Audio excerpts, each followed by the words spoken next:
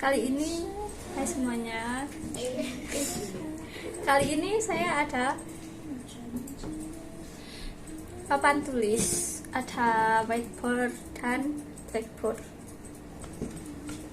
Papan tulis dengan 4 permukaan tulisan di Universitas Teknologi Helsinki.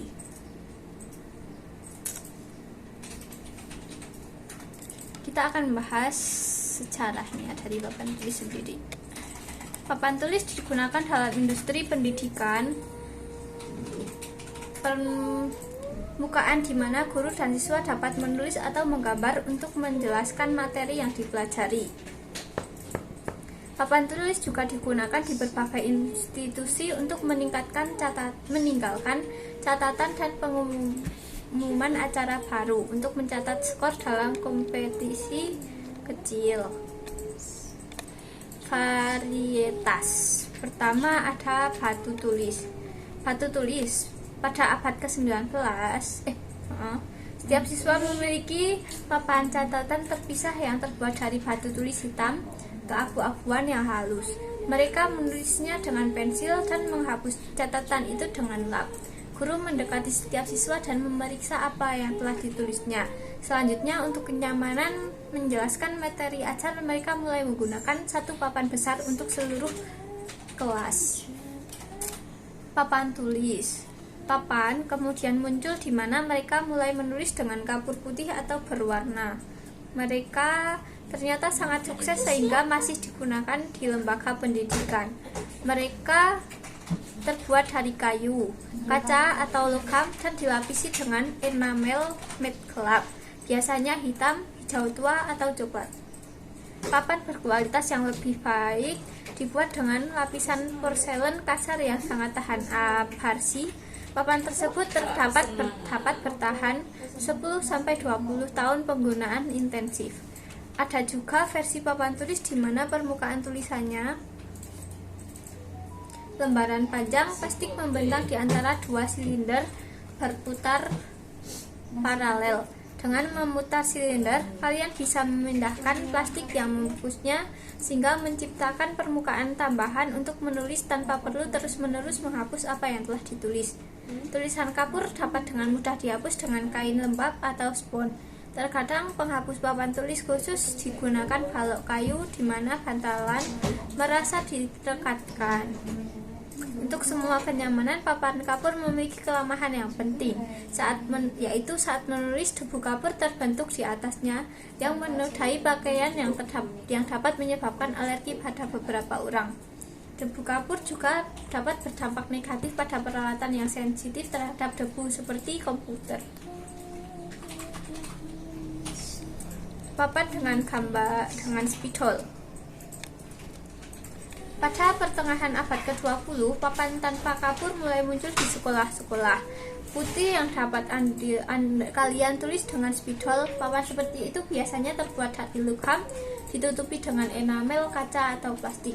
Jika kalian menggunakan spidol di berbahan dasar air, maka tulisan dari papan dihapus dengan kain lembab. Jika kering, hapus spidol dengan pembersih khusus.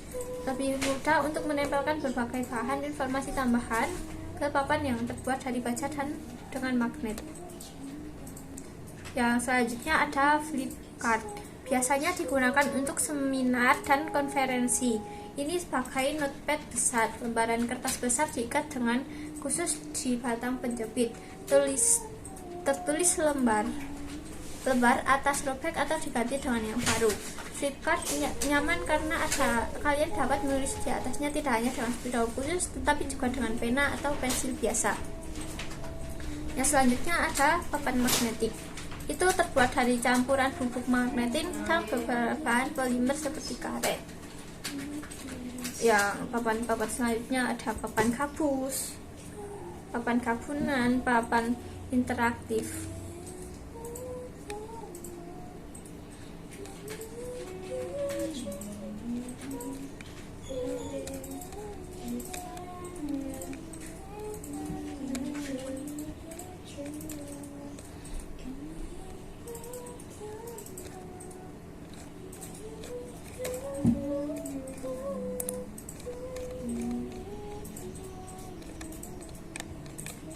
Papan tulis kapur adalah alat tulis yang digunakan untuk menulis dan menggambar, terutama pada papan tulis, tetapi dapat juga digunakan pada permukaan lain. Papan tulis kapur dibuat dalam bentuk tongkat yang tebal 10 mili dan panjang 80 mili dari kalsium sulfat dan bentuk dehidrasi sebagai gipsum atau kalsium karbonat. Kapur pertama yang digunakan pada zaman prasejarah untuk menggambar gua. Belakangan para seniman menggunakan kapur untuk membuat sketsa, dan beberapa dari gambar-gambar ini bertahan hingga hari ini karena dilindungi oleh lak atau resin yang disekresikan oleh black-box betina. Kapur pertama dalam tongkat mulai ketika para seniman merasa nyaman. Mereka membuat dengan menggiling kapur alami, mencampurnya dengan air, tanah liat, dan pigmen alami. Campuran itu kemudian dibentuk dalam batang dan dikeringkan. Papan tulis kapur menjadi populer pada abad ke-19 ketika ruang kelas menjadi lebih besar dengan lebih banyak siswa dan ada pertanyaan bagaimana cara mengajar nomor seperti itu pada saat yang sama.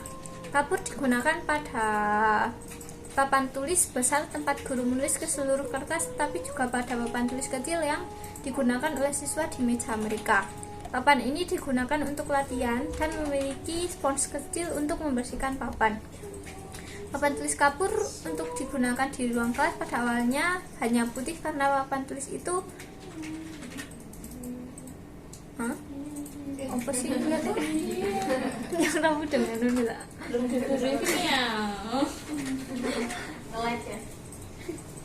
pada abad ke-20 papan kelas terbuat dari bahan sintetis. Meskipun beberapa orang berpikir bahwa kelas kertas harus berwarna kuning dan kapur biru atau ungu untuk mensimulasikan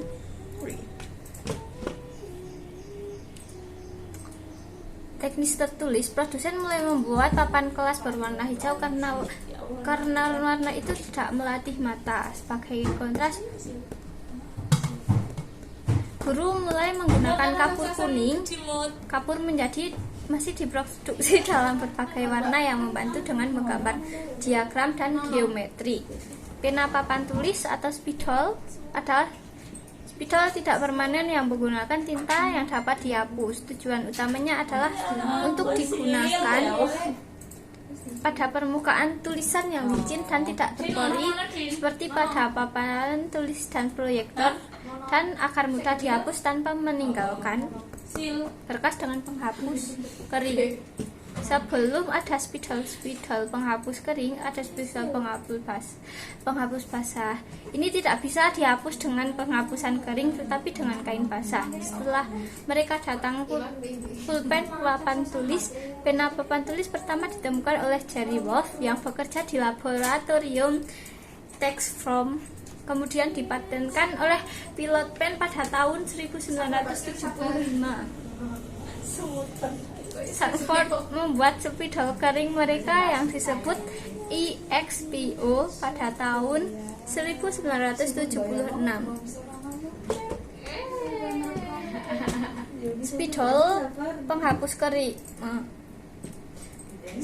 Sanford membuat spidol kering mereka spidol besar dan tersedia dalam warna hitam, merah, biru, dan hijau. Belakangan, Sanford menambahkan varian tipis, bau tidak sedap, dan lebih banyak warna. Eropa menerima papan tulis dan spidol kering pada tahun 1980-an. Amerika Serikat harus menunggu hingga 90 tahunan. Papan tulis muncul di papan spidol kering di suatu tempat di tahun 50-an atau 60-an. Tapi tidak tahu kapan. Suatu cerita mengatakan bahwa papan tulis ditemukan oleh Martin Head, seorang fotografer dan veteran perang Korea, sementara yang lain memberikan kehormatan ini kepada Albert Stallion yang bekerja di Aliansi Produsen Baja Amerika. Papan tulis pertama muncul di pasar pada tahun 1960 dan basah. Kemudian muncul spidol kering dan papan tulis mulai mengganti papan tulis karena kekhawatiran alergi dan risiko kesehatan potensial lainnya yang ditimbulkan oleh debu kapur yang merupakan produk dari menghapus papan tulis. Papan tulis pertama terbuat dari baja berenamel, kemudian dibuat varian yang lebih murah dan laminasi tekanan tinggi dan papan baja dengan lapisan sintetis putih.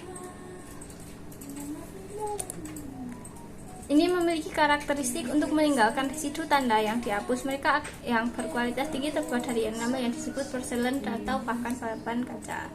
Itu dia penjelasan saya tentang papan tulis. Ada whiteboard dan blackboard. Terima kasih, sekian video saya, semoga bermanfaat.